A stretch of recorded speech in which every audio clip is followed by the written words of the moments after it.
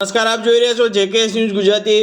ભાવનગરમાં વકીલ મંડળ દ્વારા રજિસ્ટ્રાર ઓફિસ સામે ધરણા કર્યા હતા। સરકાર દ્વારા દસ્તાવેજ સમયે નવા નિયમો લાદવાથી ભાવનગર વકીલ મંડળ દ્વારા રજિસ્ટ્રાર ઓફિસ સામે ધરણા પ્રદર્શન કરવામાં આવ્યું હતું। દસ્તાવેજ સમયે નવા નિયમો લાગુ કરવાથી વકીલોને હાલાકી પડતા વકીલો દ્વારા વિરોધ પ્રદર્શન કરવામાં આવ્યું હતું। દિનેશ દેસાઈએ જણાવ્યું હતું કે સરકાર દ્વારા નિયમોમાં ફેરફાર કરવામાં આવ્યો છે, જેના કારણે વકીલોની જવાબદારી પણ વધી જાય છે અને દસ્તાવેજના ખર્ચમાં પણ 1000 થી 1500 રૂપિયા જેટલો વધારો થાય છે, જેનો સખત વિરોધ કરવામાં આવી રહ્યો છે। જો આ નિયમમાં ફેરફાર નહીં કરવામાં આવે તો આગામી 1 એપ્રિલે વકીલો કામથી અળગા રહેશે। જેકેએસ ન્યૂઝ સાથે હિરેન ભાયાણી, ભાવનગર।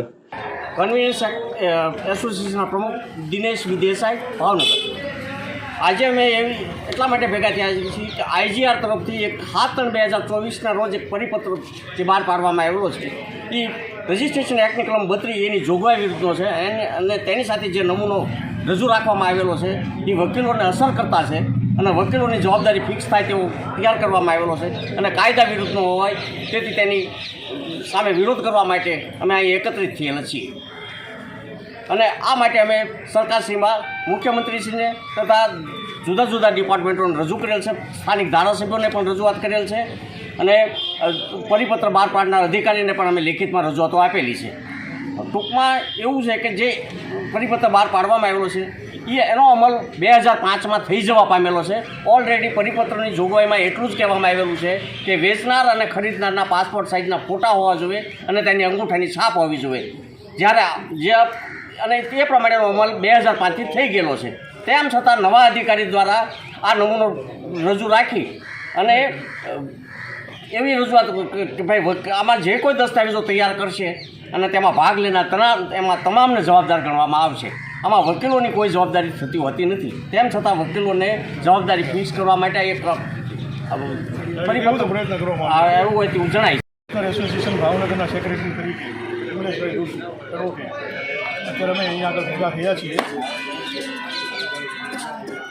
તાજેતરમાં સરકારશ્રી દ્વારા એક પરિપત્ર બહાર પાડવામાં આવ્યો છે, જેમાં કરવામાં આવેલી જોગવાઈઓ મુજબ 1/4/2024 પછી જે કાંઈ દસ્તાવેજો નોંધણી માટે રજૂ કરવામાં આવશે તેમાં રજૂ કરનાર વકીલશ્રીઓના નામ, તેમના પૂરા સરનામા, વિગતો, મોબાઈલ નંબર, આ ઉપરાંત તેઓ પાસે એક અંડરટેકિંગ લેવામાં આવે છે કે જે આ દસ્તાવેજમાં જો કોઈ પ્રકારની કોઈ ગુનાહિત પ્રવૃત્તિ થયેલી હોય, ગુનાહિતમાં કોઈ સામેલ હોય તો એમાં અમારી વ્યક્તિગત જવાબદારી થશે એવું એક ગર્ભિત અર્થઘટન થાય છે।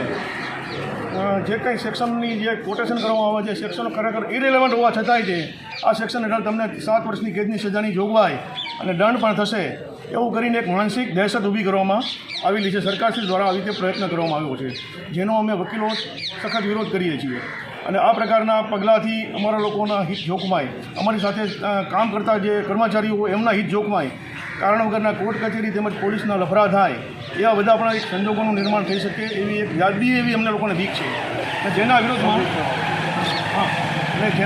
અત્યારે અમે લોકો આ હોળીનો કાર્યક્રમ કર્યો છે। સરકારનો અમે આ નિયમોનો અમે સખત વિરોધ કરીએ છીએ।